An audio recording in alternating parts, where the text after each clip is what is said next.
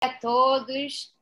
Com grande alegria que estou fazendo a abertura da 29ª CIPAT, edição especial, e temos hoje a presença do Dr. Ricardo Stefan, que é o coordenador do curso de especialização em psiquiatria e do projeto da Síndrome Pós-Covid do Departamento de Medicina da PUC-Rio.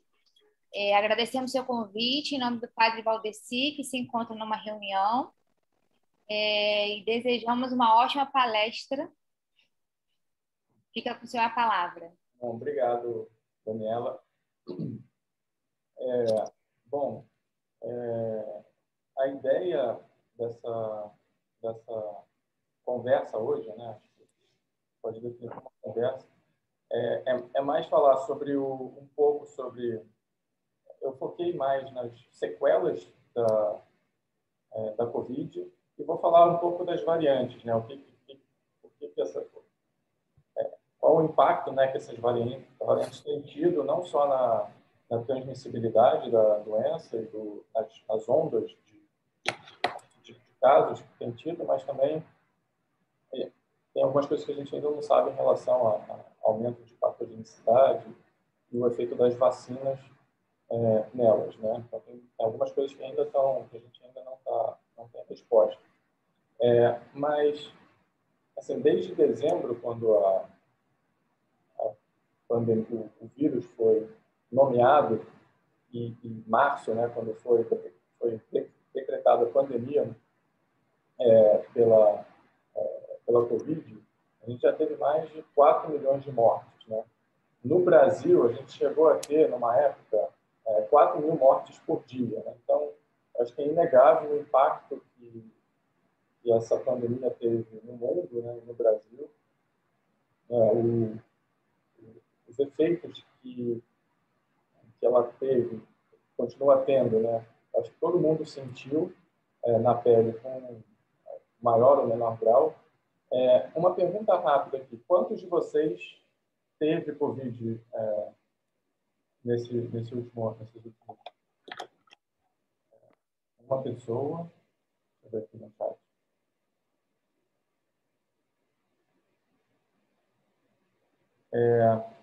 E vocês tiveram uma forma leve, moderada, grave? Chegou a ser internado ou não?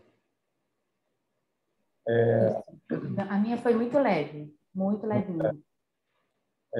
E você sente alguma coisa agora ainda ou não?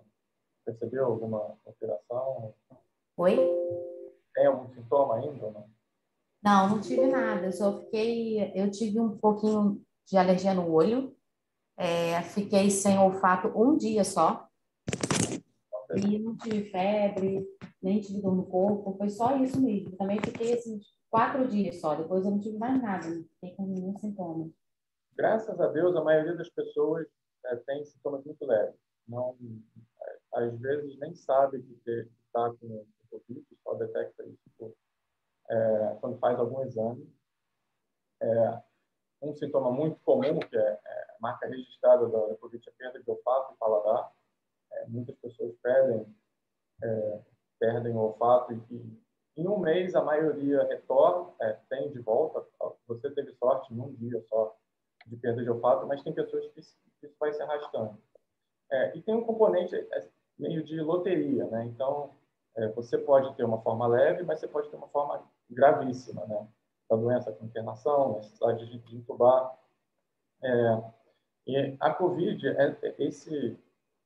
essa doença é uma doença sistêmica, né? É uma doença que afeta não só o pulmão, mas afeta todos os órgãos do corpo, né? Então, ela em primeiro lugar, uma doença inflamatória. Ela aumenta, como toda inflamação, ela afeta também os vasos, né? Então, você aumenta as chances de ter trombose arterial ou sistêmica. Isso é uma característica da doença. O principal sintoma dela, como vocês já devem saber, é uma fadiga, né? Um cansaço, sensação de que a perna está cansada e não responde mais da maneira que respondia. E você tem esses outros sintomas, né? Perda de peso, olfato, queda de cabelo, né? Algumas pessoas reclamam de queda de cabelo. E ela afeta inúmeros sistemas, né? Não só o pulmão, afeta o sistema renal, o sistema cardiovascular, né? Algumas pessoas têm miocardite, né? Depois de Covid, algumas pessoas desenvolvem algum tipo de arritmia, e afeta o sistema nervoso central também, né? O próprio fato da pessoa perder o olfato, né? Tem a ver com uma reação ao nervo que leva o cheiro ao cérebro. Algumas pessoas têm até perda auditiva e piora da visão. Eu já tive alguns pacientes apresentarem. Então, ela pode afetar assim, qualquer órgão, né, do seu corpo.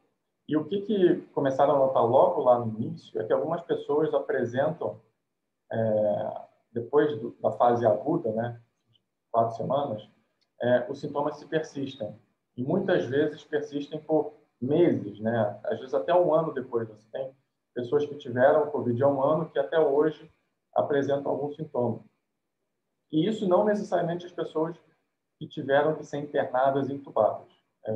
Então, você tem pessoas que tiveram casos moderados que continuam tendo sintomas, não só sintomas físicos, mas sintomas neuropsiquiátricos, né? Com pessoas que nunca tiveram depressão, nunca tiveram ansiedade, desenvolvem, né, um quadro de ansiedade grave.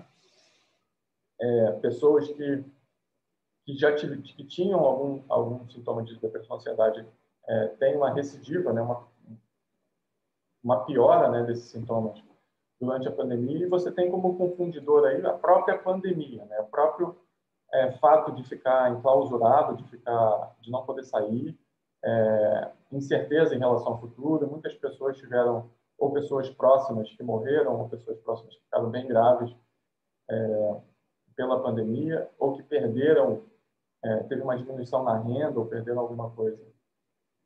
Então, isso por si só já afeta até pessoas que não tiveram a doença, né? Então, é uma pandemia avassaladora em diversos aspectos, né? Então, a Covid tem muitas facetas e muitas maneiras de afetar, né?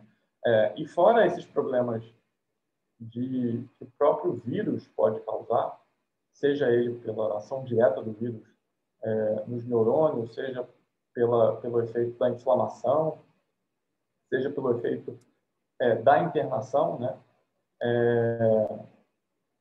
Você tem também, além da pandemia de Covid, você teve uma pandemia de falta de atividade física, que exacerba muitos dos sintomas, não só físicos, mas mentais, né? Porque está tudo interligado. Então, se você deixa de fazer exercício físico, hoje em dia se sabe que o exercício físico é bom não só para o sistema cardiovascular, mas também para a memória, para a atenção, para a sensação de bem-estar. Então, as pessoas ficarem em casa, isoladas, né, sem poder sair, sem poder ter contato com outras pessoas, a gente às vezes não se dá conta, né, mas quando a gente sai de casa, a gente está exposto a diversos outros estímulos que, a partir do momento que você fica em casa, você deixa de ter, né? Então, você fica lá, indo para a cozinha, da cozinha para a sala, para o escritório, fica na frente de uma tela de computador o dia inteiro trabalhando, os que têm a sorte de poder trabalhar à distância. E isso tem um efeito também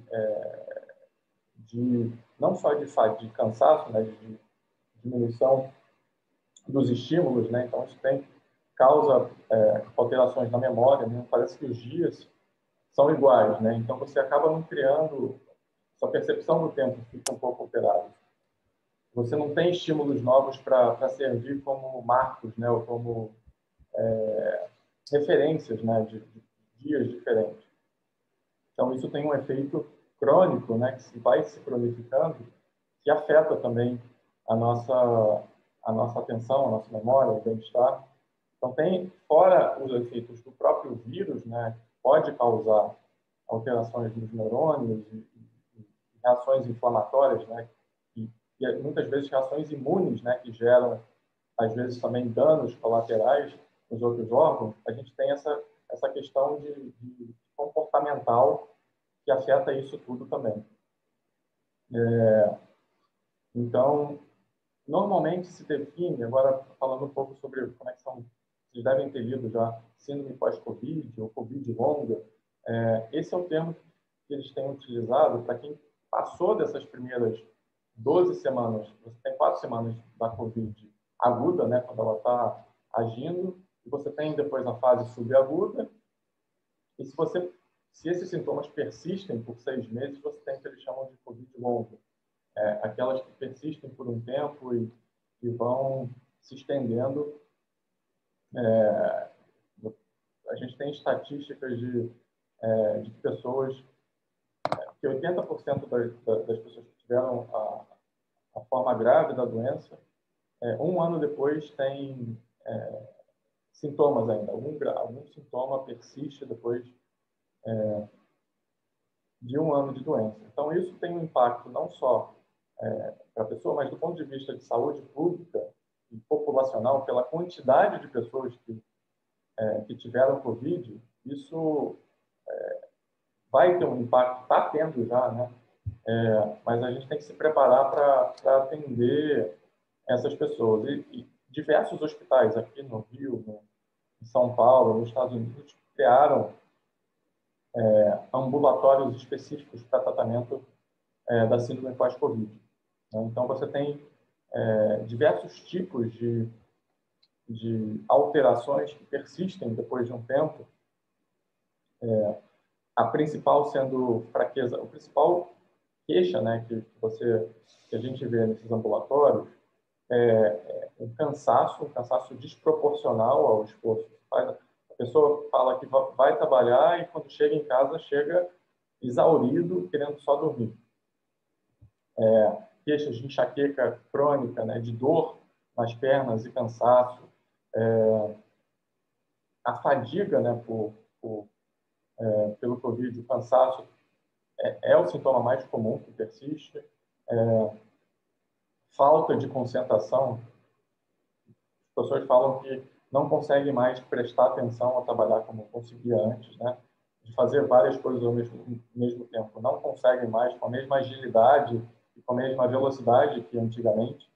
Então, tem casos mais graves de pessoas que relatam que não conseguem nem mais ler um jornal, ou ler um artigo, ou ler uma revista, porque não conseguem se concentrar ou manter o foco, né? E como consequência disso, também você tem perda de memória, né? Você esquece coisas que antes você não esquecia. A atenção é uma etapa importante na memorização e na memória. Então, quando você afeta a atenção, você, consequentemente, tem impacto na memória, na lembrança das coisas. E isso tem sido uma das principais queixas. Fora as queixas de perda de força.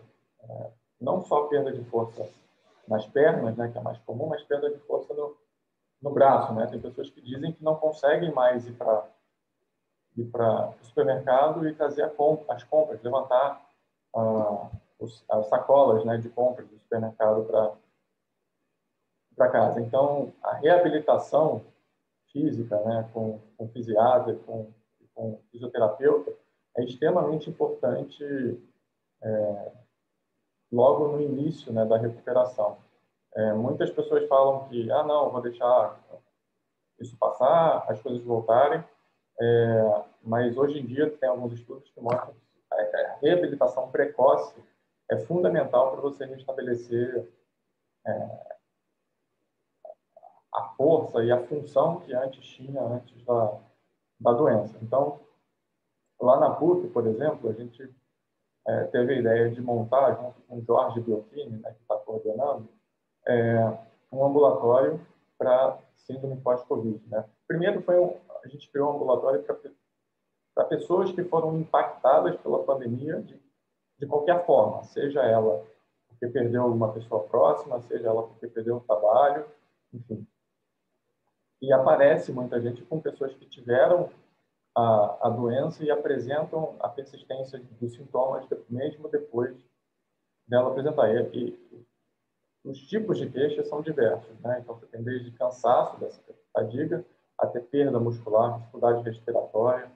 Então, a primeira etapa de quem busca o ambulatório é fazer uma triagem para identificar qual que é a principal queixa, né? A ideia é que seja um ambulatório multidisciplinar, onde a gente tenha fisioterapeuta, nutricionista, cardiologista, pneumologista, neurologista, psiquiatras, diversas especialidades, né? Porque a doença pode afetar de diversas maneiras. Para as pessoas que tiveram que ser internadas ou que tiveram em algum momento uma saturação baixa, né, e precisaram internar, seja para fazer uma suplementação de oxigênio, em casos gravíssimos, né, críticos, precisaram entubar, essas pessoas são, obviamente, as mais afetadas por essas sequelas. Fizeram um estudo lá no Hospital Mount Sinai, nos Estados Unidos, para ver o quanto se tem de perda muscular para as pessoas que são internadas. E a estimativa que deram é que a cada dia de internação, pessoas que estão em CTI, né, que estão entubadas, você perde 1% da massa muscular por dia. Para quem tem entre 40 e 50 anos, isso você perde em um ano. Então, se perde em um dia, o que normalmente se perde em um ano, se você não tivesse nada. Em algumas regiões do corpo, por exemplo, na região da perna, né, da coxa, quadríceps, você tem, às vezes, uma perda muito maior, de 3,5% ao dia. Então, são perdas significativas, né, com consequências enormes, né, na função, seja para fazer atividades normais do dia a dia, né, como tomar banho, escovar o dente, né, escovando o dente já não conseguem nem parar para respirar. Na deglutição, né, muitas pessoas apresentam disfagia. Então, você precisa, em algumas situações, o fonoaudiólogo, né, para fazer uma fisioterapia da deglutição. O que você vai comer, né, para recuperar não só o músculo, mas para também não ter o risco de engasgar e de broncoaspirar, que é uma pneumonia por broncoaspiração. Um acompanhamento com nutricionista. Então, lá no ambulatório, a gente tem o apoio também de nutricionistas e de fonoaudiólogos, além de ajuda também do serviço de psicologia. Então, os efeitos, né, principalmente das pessoas graves, uma reabilitação para você recuperar ou manter a função que você tinha antes é extremamente importante. E o mais precoce que você conseguir iniciar, melhor, para ter uma recuperação completa. E, claro, a gente tem diversas histórias diferentes, né? Pessoas que não tiveram nada, tiveram uma super leve e não apresentam sequela nenhuma, até pessoas que, mesmo sem comorbidade, jovens, apresentam sequelas gravíssimas e tiveram que internar, que são intubados, enfim. Alguém tem alguma pergunta, ou querem fazer alguma pergunta específica sobre a doença, ou sobre até mesmo o ambulatório que a gente tem na PUC?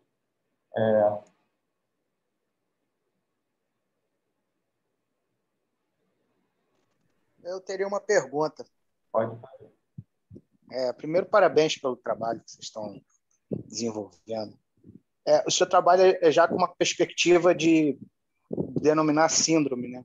Então, eu sei que está muito cedo ainda, mas pelo que o senhor tem visto, você já apontaria para casos incuráveis, para essas sequelas incuráveis? É difícil falar sobre incurável, porque, primeiro, que a gente ainda não tem uma ocupação. Tudo isso começou muito recentemente, né? Em 2000, a gente ainda não tem um acompanhamento de, sei lá, 5 anos pessoas que tiveram Covid, para saber se teve uma recuperação completa. O que se sabe é que você tem aí sequelas ou diminuição de função e persistência de sintomas que são longas, né? Que demoram, em pessoas que até desde o início não apresentam uma recuperação total, mas não tem como saber se isso vai ser permanente ou não. Você tem casos, claro, de pessoas que tiveram fibrose ou tiveram alguma sequela pulmonar, que aí você sabe que isso dificilmente você se recupera, né? Então você tem que falar em reabilitação, em recuperar a função, seja de outras maneiras. O que acontece muito, por exemplo, quando você fala em fraqueza, a primeira coisa que você tem que ver ali se essa dificuldade, por exemplo, de andar, que algumas pessoas apresentam, se isso se deve a uma perda tem uma origem muscular ou se tem origem no nervo, né? Porque o vírus pode afetar tanto o músculo como o nervo que faz o músculo ter essa função. Então, você vê que os casos mais graves e que persistem mais é onde você tem a alteração no nervo, né? Então, geralmente, essa recuperação é um pouco mais longa e protraída do que quando é só um problema no músculo. Mas quanto tempo isso vai levar para a pessoa recuperar, não dá para dizer. O que acontece muitas vezes é a sensação que algumas pessoas relatam, pessoas graves, é que o que acontece muitas vezes, que a pessoa relata, é que ela tem que reaprender a fazer as coisas, reaprender a andar, ou reaprender, às vezes até engolir, né? Algumas pessoas que apresentam dificuldade. Você tem, na deglutição, você tem algumas, tem uma parte voluntária, né? Que é a mastigação, que é onde você começa a digestão, até a parte involuntária da deglutição. E às vezes você precisa de uma reabilitação para reaprender a engolir ou reaprender a deglutir e reaprender a andar, reaprender a fazer algumas coisas que ou como consequência da perda muscular ou de alteração neurológica, ou até mesmo pela dor que você começa a ter quando volta a andar, né? Tem pessoas que falam que parece que está sendo alfinetada quando volta a andar, né? De dor. Então, tudo isso você precisa... Não tem como saber se isso vai ser permanente ou não. O que se sabe é que algumas pessoas apresentam alterações longas e durante muito tempo, mesmo depois de... Tem pessoas que um ano e meio depois ainda apresentam sintomas, mas se isso vai ser permanente, né? Só em casos onde você sabe que teve lesão específica, por exemplo, no pulmão, ou alguns outros órgãos que não se regeneram, ou que você tem perda, que aí você sabe que a sequela é permanente. Não necessariamente perda da função, né? Você pode fazer uma reabilitação pulmonar e conseguir compensar isso de outra maneira, ou fazer algum movimento de uma outra maneira, mas é difícil dizer se todas as sequelas são permanentes, né? Algumas se recuperam totalmente, mas é difícil. Depende muito do caso. Não sei se eu respondi totalmente o que você perguntou, mas... Não, obrigado, respondeu sim. Obrigado. Doutor, eu tenho uma pergunta. Eu gostaria de saber se tem alguma correlação as pessoas que ficam com sequelas por terem alguma comorbidade. Então, você tem aí algumas fatores de risco, que você fala. Fatores que aumentam a probabilidade de você ter uma sequela por mais tempo, ou de ter um caso mais grave, né? Então, se você tem comorbidade, isso sim aumenta a chance de você ter sequelas por mais tempo. Se você tem... a idade também afeta as chances de você apresentar uma sequela, até mesmo pela capacidade de recuperação diminuída que as pessoas mais velhas apresentam, né?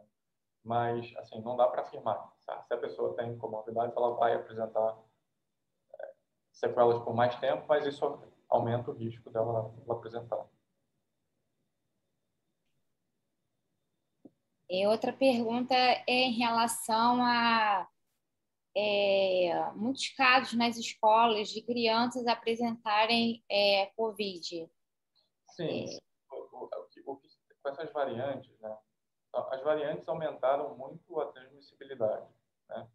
O que se está estudando agora é se a eficácia da vacina permanece com essas variantes, né? Um medo muito grande aqui é que a vacina vá, com essas variantes novas, vá perdendo a eficácia. Então, você tem, por exemplo, a maneira como eles dão nome às variantes é pelo alfabeto grego. Então, você tem a variante alfa, beta, gama, delta, iota, mu. Então, você tem essas variantes e a OMS classifica essas variantes como VOI ou VOC, Variants of Interest, né, variantes de interesse, e VOC, Variants of Concern, variantes de preocupação, seria uma tradução, né?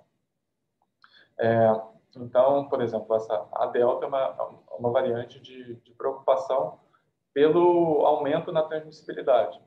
Então, a gente começou a se falar muito nessas variantes, com aquela variante de Manaus que teve, né? Acho que foi a gama. Você tinha um aumento de entre 25% e 30% de aumento na transmissibilidade do vírus. E ela foi possivelmente uma grande responsável pela segunda onda que a gente teve, né? Ela foi identificada no Japão, mas aqui no Brasil foi lá em Manaus que começou a se espalhar. E essa variante Delta, né, que você tem um aumento muito maior na transmissibilidade. As variantes são mudanças que o vírus vai tendo e que levam ele a ter uma maior afinidade ao receptor, ao nosso receptor, que faz com que o vírus entre na célula, né? Então, se você tem variações na genética do vírus que façam com que ela tenha uma maior afinidade, uma consequência disso é você ter uma maior transmissibilidade. E o que se percebeu com essa variante Delta é o percentual de pessoas, de jovens, né, de crianças que tiveram a doença aumentou do que nas ondas anteriores. Isso tem diversos motivos. Pode ser pela própria variação do vírus, pode ser porque a maior parte das pessoas mais idosas e mais velhas já se vacinaram, né? Então, você tem um percentual maior de pessoas mais idosas se vacinando do que crianças. E o que não se sabe ainda é em relação à patogenicidade. Quem tem a doença por essa variante fica com formas mais graves da doença ou não. Se essa variante consegue, se as vacinas, né, conferem uma proteção menor a essas variantes, então o que se sabe é que existe a diminuição diminui um pouquinho, mas é bem pouco. Então as vacinas ainda conferem uma proteção significativa, né, contra as variantes, né? Se ela conferisse uma proteção menor, isso seria bem mais preocupante, né? Mas então elas ainda conferem. Saiu um estudo recente, né, aqui do Brasil sobre a eficácia, né, da AstraZeneca e Coronavac para essas variantes mais novas, o que mostra que ela mantém, né, ainda uma proteção. Só que esses estudos, né, geralmente quando sai o resultado, você pega, muitas vezes eles são longos, né? Então você pega os meses anteriores, né? Então, para você ter uma resposta para uma variante que é relativamente recente, se a vacina confere essa proteção, você precisa esperar um pouco para poder para ter um número suficiente de pessoas infectadas, sabidamente infectadas por essa variante, para poder fazer os cálculos de qual o grau de proteção dessas vacinas para essas novas variantes. Mas parece que mantém não afeta tanto a proteção por essas vacinas mais novas. Alguém tem mais alguma pergunta específica sobre variantes ou sobre vacinas também? A gente pode falar um pouco sobre isso.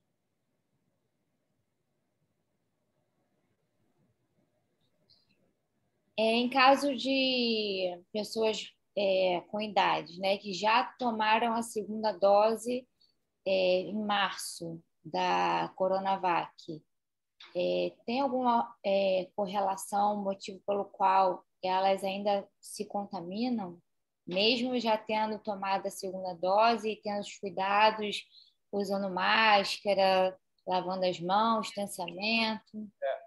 A proteção, por exemplo, o último estudo que eu li, a infecção, por exemplo, vou usar a AstraZeneca e a Coronavac. O último que eu li foi a proteção da AstraZeneca e a Coronavac, por exemplo. A proteção contra infecção da AstraZeneca, com uma dose, é de 34%. Com duas, aumenta para 72%.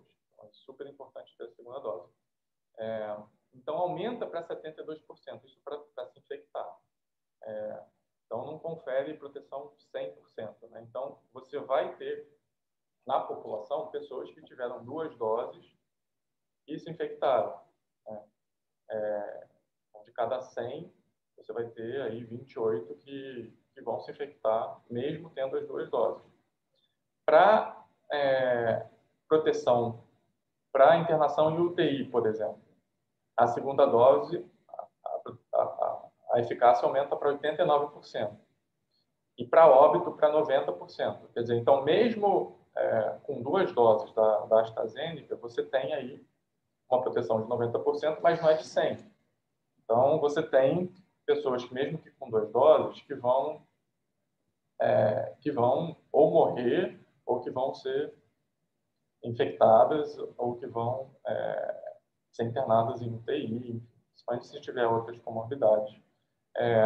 Com a Coronavac, essa eficácia é um pouco menor. Você tem a primeira dose para infecção, a eficácia é de 18%. A segunda dose já aumenta para 52%.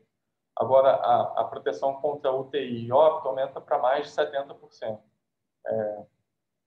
Então, o que se está estudando ainda, que não se sabe, é uma terceira dose, né? O que eles chamam para dar um reforço.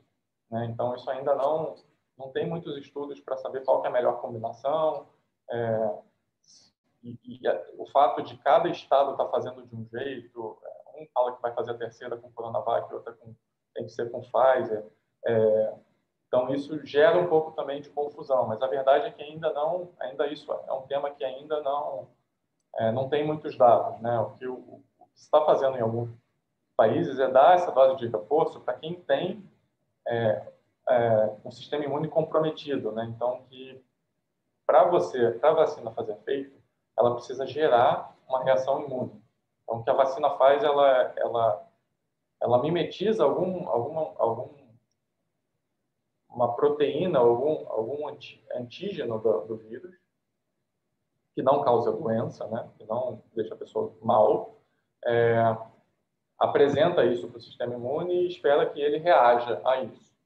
Uma vez ele reagindo a isso, quando aparecer o vírus de verdade, ele já vai estar preparado, já vai ter a memória para reagir, para gerar uma resposta imune mais eficaz. O que se sabe é que, com o tempo, essa capacidade de reagir vai diminuindo, né? A quantidade de anticorpos, já cai normalmente, né? Então, o que se discute é essa dose de reforço, qual que seria a melhor estratégia, né? Se é utilizar uma outra vacina, né, diferente das 2 primeiras, ou se é utilizar a mesma, né? Do ponto de vista conceitual, a princípio não teria problema de você usar uma outra vacina, né? Mas ainda precisam de estudos para saber qual que é a melhor estratégia, né, nesse sentido. Acho que acaba tendo, muitas vezes, uma questão política, né? De um falar que vai fazer de uma maneira ou de outra, mas qual que é a melhor ainda ainda não se sabe, ainda existe controvérsia, né? Não tem consenso sobre qual que é melhor. Mas em relação à proteção, é isso, né? O que acontece muitas vezes? As histórias de pessoas, pô, ele tomou as 2 doses e morreu. Esse tipo de história chama mais atenção e gera mais surpresa, né? Então fica maior, né? Tem esse viés, né? Do que os que tomaram as 2 doses e não ficaram doentes, né? Então, pelo fato disso chamar atenção, acaba parecendo que a vacina não funciona, que a vacina não tem eficácia, mas ela confere proteção sim, né? Então, a vacina, assim, o impacto da vacina tá quando você tem a população inteira vacinada, porque aí a capacidade do vírus de ser transmitido de uma pessoa para outra vai diminuindo. Então, se as pessoas que não vacinam, elas contribuem para a capacidade do vírus de continuar circulando, né? Então, até todo mundo, não só no Brasil, mas o mundo inteiro, né? Então, o mundo inteiro vai precisar estar vacinado num nível alto para a gente conseguir diminuir o impacto da pandemia, o impacto do vírus. Mas, assim, o que preocupa, o que estava preocupando mais recentemente, graças a Deus, os casos, né, estão diminuindo, os óbitos estão diminuindo, é o potencial de transmissibilidade, né? Você tem essa variante Delta, a capacidade dela de uma pessoa transmitir para várias. Você tinha no começo uma pessoa, ela transmitia em média para 2,5 pessoas, né? Então, os epidemiologistas utilizam um fator R, né, que eles chamam, que é quantas pessoas uma pessoa consegue infectar. E aí o que se percebe nessas variantes mais novas é que uma pessoa infecta muito mais gente do que no início, pelo aumento da afinidade do vírus ao receptor. Doutor, temos uma pergunta aqui em relação ao que a sua opinião em relação às vacinas combinações da primeira dose e da segunda dose ou de outra. E se você acha que a vacina da Covid vai ser como a da gripe, que vai ser anual. Eu acho que tudo está indicando que, assim, se você tomar uma primeira dose, a segunda dose, o ideal é que seja com a mesma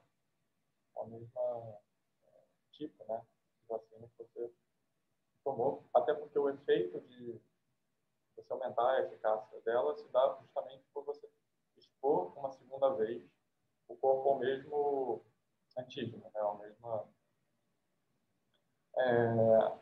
Então, o que se deve fazer é tomar pelo menos as primeiras 2 doses com a mesma vacina.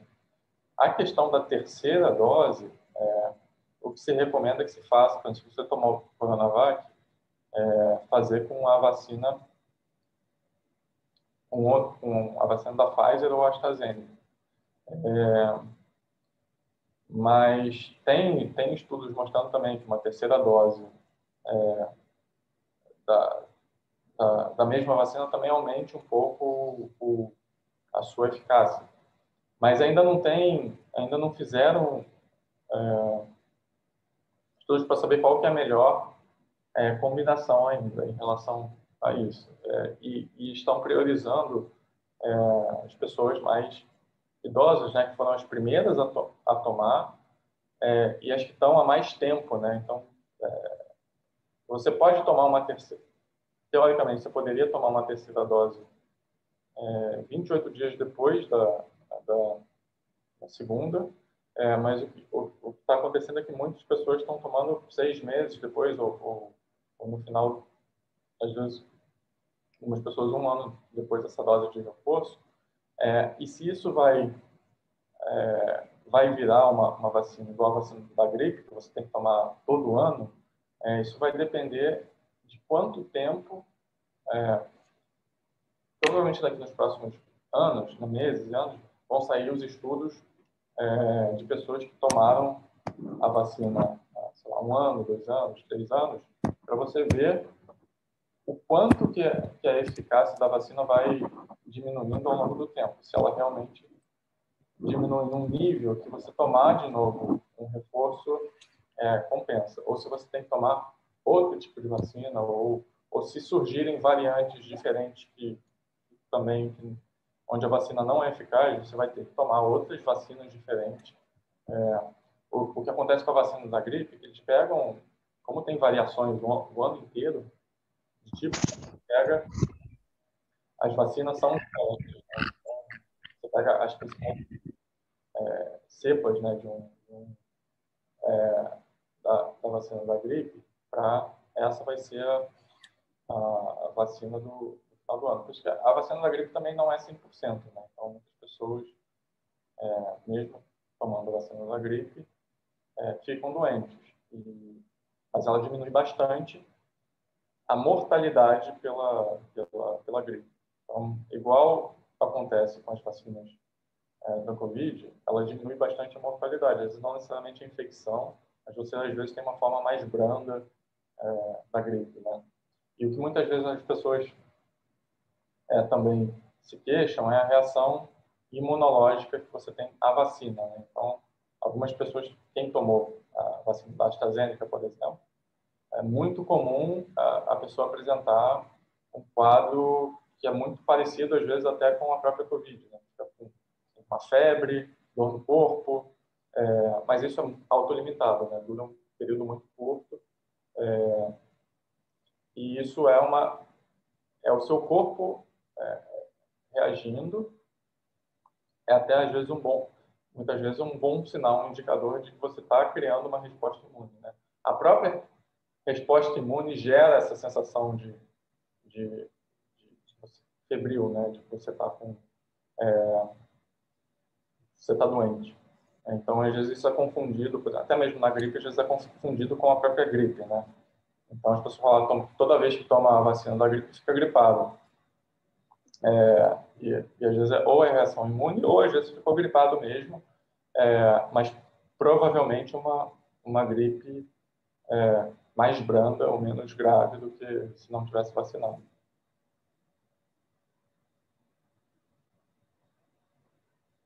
Doutor, temos mais uma pergunta aqui do Everaldo. Ele diz que ele adora tomar vacina.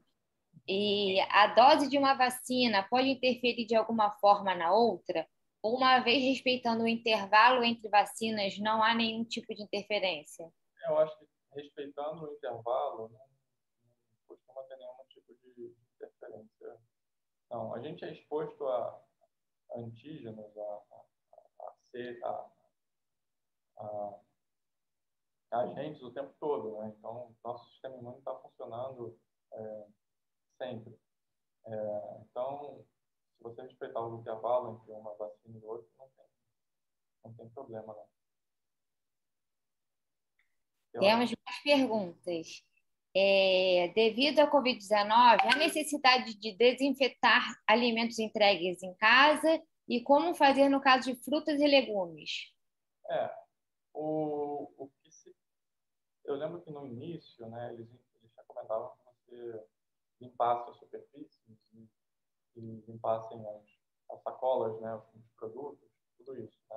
O que se percebeu ao longo do tempo é que esse tipo de transmissão, né, por superfície, não é a principal forma de transmissão da Covid. Né? A principal forma de transmissão é pelas gotículas, né, é aérea. Então, o mais importante, além de lavar as mãos, assim, lavar fruta e lavar verduras é recomendável, independente de Covid, né, por outros motivos. Né? Então, isso é recomendado que você lave mesmo assim, mas isso não parece ser a principal forma de transmissão do vírus. Né? Então, você está num ambiente aberto, super bem ventilado, isso diminui muito mais, tem um impacto muito maior do que só lavar as frutas ou verduras ou pacotes de produtos que você compra.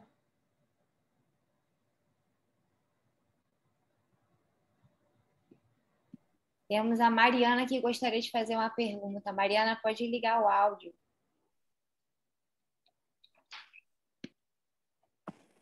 Bom dia, tudo bem? Eu vi muitas pessoas no trabalho falando que se tomasse a vacina estando com Covid, poderia vir a óbito. Eu queria saber até que ponto isso é verdade, porque tem muita diferença, né, de opinião quanto a isso. Eu tomei, acho que eu tomei a vacina, eu estava infectado, entre a primeira e a segunda, mas eu não sabia, né? Porque no dia que eu tomei, no dia seguinte de eu ter tomado a vacina, eu já comecei a apresentar sintoma. Eu achei que fosse a reação à vacina, mas aí eu fiz o teste e estava positivo, né? Então, eu provavelmente já estava infectado quando eu tomei a vacina. A recomendação de você não tomar a vacina estando infectado primeiro, para você não sair de casa e expor outras pessoas quando você está infectado, e porque você não conseguiria diferenciar o efeito colateral da vacina com o efeito da própria doença, né? Então, você não teria. Mas o aumento da probabilidade de você morrer pela Covid por ter vacinado enquanto estava doente, eu não acredito. Até o momento não li nada sobre isso. Posso até dar uma pesquisada, mas eu não acho que isso faça muito sentido, né?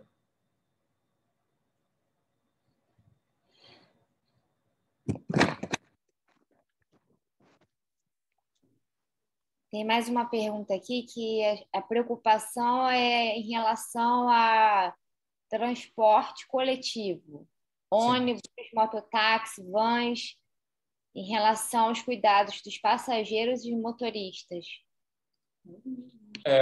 Assim, a primeira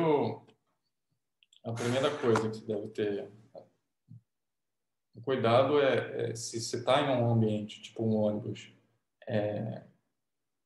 que as janelas fiquem abertas. Eu sei que tem muitos, não sei se chegaram a fazer alguma adaptação, né, mas aqueles que são completamente fechados, né, ter um ambiente refrigerado, se possível manter a distância, né, mínima, né, de um com o outro. Mas esse é o máximo que se pode fazer em ambientes nesse sentido, né?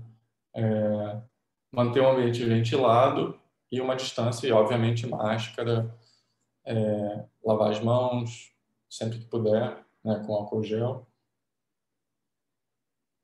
Acho que isso é o máximo que dá para fazer no transporte coletivo, né? Temos mais uma pergunta aqui: se existe alguma orientação específica para gestantes que comecem a apresentar os sintomas da Covid-19? Eu acho que específico para a grávida, não necessariamente. Claro que a grávida precisa estar mais atenta, porque ela, assim, a própria gravidez já coloca o corpo da mulher no limite, né? Então ela já respira com mais dificuldade, né? Pelo diafragma, né? Fica mais tem menos espaço ali, né? Pela respirar. Você tem alterações fisiológicas na mulher que também pioram, né? O sistema cardiovascular dela fica mais no limite, né? Então, o fato dela estar doente isso qualquer infecção, não necessariamente Covid, né? Então, você precisa estar mais atenta, porque o problema da Covid é que piora muito rápido de uma hora para outra. Então, manter o oxímetro, né, para avaliar se a saturação cai para baixo de 94%, e ficar atento. Não tem uma coisa, não tem nada, acredito que específico, né, para a grávida, mas ficar com uma vigilância um pouco maior do que normalmente teria.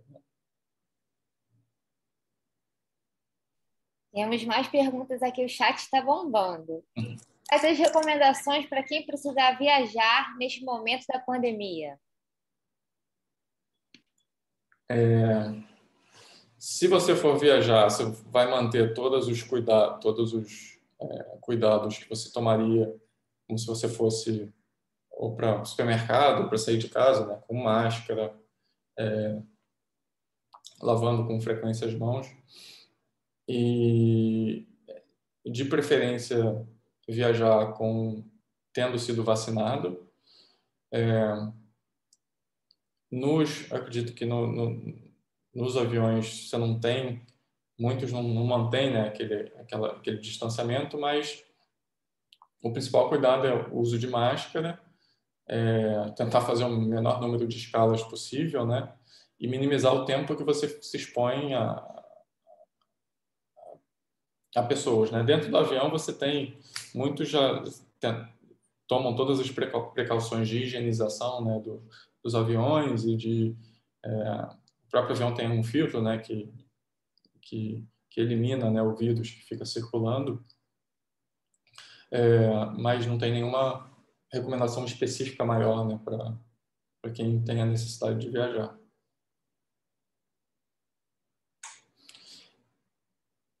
Eu acredito que um retorno gradual, a pergunta é se é possível dar uma previsão para o retorno gradual à vida normal.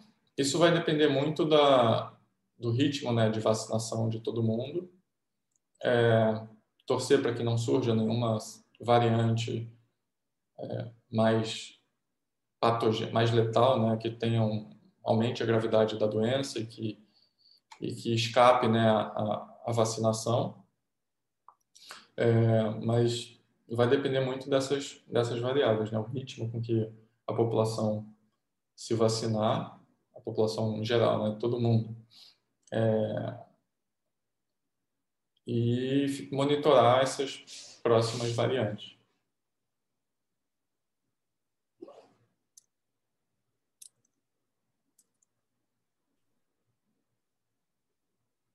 Doutor, deixa eu ver se tem mais uma pergunta aqui. O senhor gostaria de dar alguma sugestão em relação ao controle e proteção da sociedade? Proteção contra a Covid é vacinar e manter esses cuidados, né, enquanto ainda tiver o vírus circulando, manter os cuidados que a gente tem tomado nesse último ano, né? Mais de um ano, né? Quase 2 anos que a gente está com o vírus circulando. Então, uso de máscara, evitar aglomerar em lugares fechados, né? Particularmente, e tentar manter a sua saúde da melhor maneira possível, né? Então, dormir bem, se alimentar bem, fazer exercício, tudo isso ajuda se você vir a ficar doente por qualquer doença, né? Não só por Covid, a se recuperar melhor. Acho que um problema também que exacerbou muito a pandemia é que, junto da pandemia, você teve uma pandemia de sedentarismo, de falta de atividade física, né? Então, isso, por si só, piora o humor, piora a atenção, piora o próprio sistema imune, né? A gente com problemas para dormir, por preocupação, por pessimismo em relação ao futuro. Então, tudo isso, a sugestão é tentar manter-se conectado com pessoas, né? Não se isolar, não ficar sozinho, né? Então, socialmente, manter-se conectado mesmo que distante, né? Um do outro.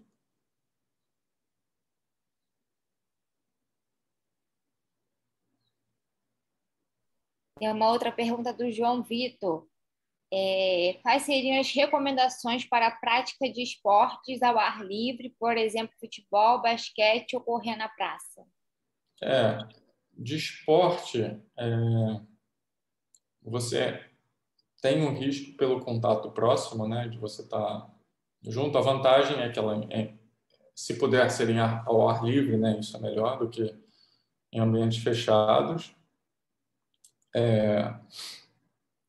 O risco, o que acontece assim, você tem que saber quantas pessoas já vacinaram, já tomaram as 2 doses da vacina, e o que se fala hoje em dia é mais em termos de probabilidade e de risco, né? Então, você tem que colocar na balança o risco de se infectar, o risco que você tem de infectar outras pessoas que não estão mais desprotegidas, porque mesmo com vacina, a proteção, isso não impede com que você se infecte e transmite outras pessoas. Pode até diminuir a probabilidade de você ter forma grave da doença, mas não protege 100%. Então, se são pessoas, você tem ali um grupo de pessoas que já se vacinaram, que já tiveram Covid, a chance diminui, não elimina 100%, né? Então, as coisas que você pode fazer para minimizar isso, fazer atividades físicas com o menor número de pessoas possível, que não tenha muita aglomeração, né, entre as pessoas. Jogar tênis, por exemplo, seria uma atividade que diminui um pouco isso, né?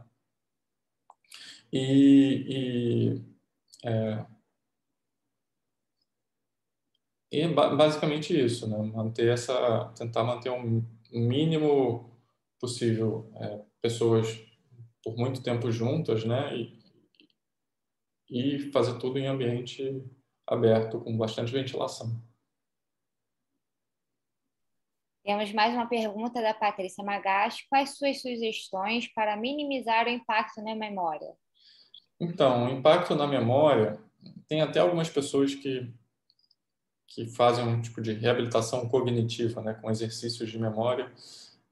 Isso é meio controverso, né? Tem pessoas que não dizem que isso melhora só a sua capacidade de fazer aquele exercício, né, mas não na memória em geral, para fazer sua memória para o dia a dia. Mas eu acho que a memória às vezes é um sintoma, né, se você está ansioso, deprimido, se está sem a capacidade de concentrar e focar a atenção, né, em alguma coisa, isso tem repercussões na memória. Então, coisas específicas para a memória, eu focaria mais em melhorar o bem-estar de uma forma geral, de uma forma gradual, né? Então, fazer atividade física, melhorar a alimentação, tudo isso que você puder fazer, que vai melhorar o seu bem-estar em geral, a melhora na atenção e na memória vai ser consequência. Se puder fazer atividades de leitura, né, que aumentam a sua capacidade de concentração e de foco, é melhor. Mas inicialmente, meditação uma atividade, né, que ajuda também você a melhorar a sua capacidade de prestar atenção, de manter o foco. Então, isso é mais uma boa dica, né? Mindfulness. Aí na PUC tem uns cursos de mindfulness que são muito bons. O próprio Jorge Biolchini, que coordena o ambulatório de Covid, ele tem um curso de mindfulness, talvez tenha outros também aí. Tem aplicativos, né, do celular que com essas atividades, né, de atenção plena, né, que eles chamam.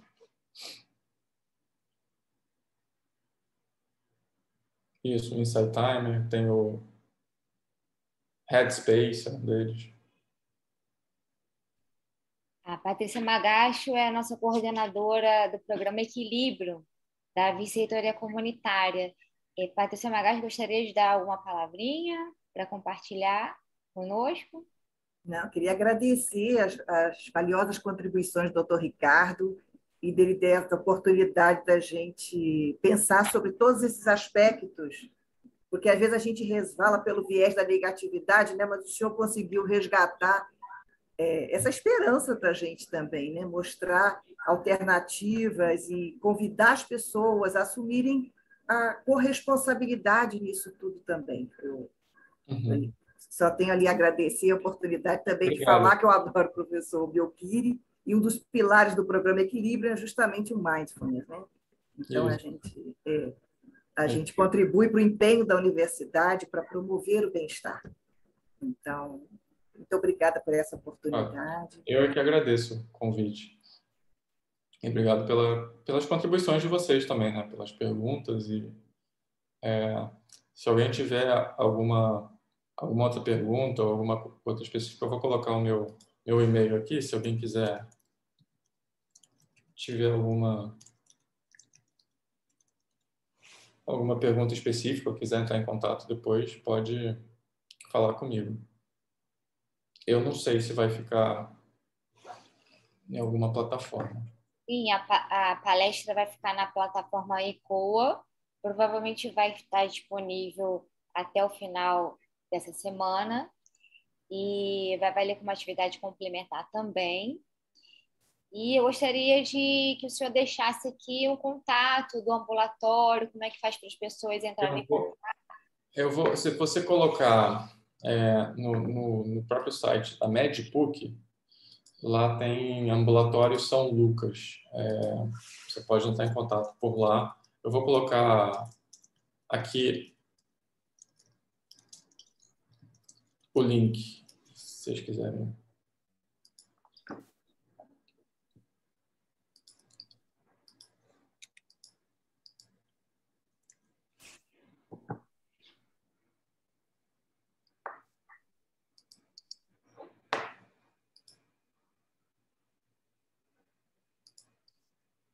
Já coloquei. E aí lá tem o contato, né?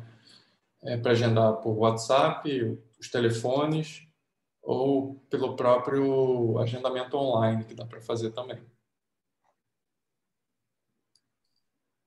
Doutor, eu gostaria de deixar uma consideração final para os participantes aqui presentes.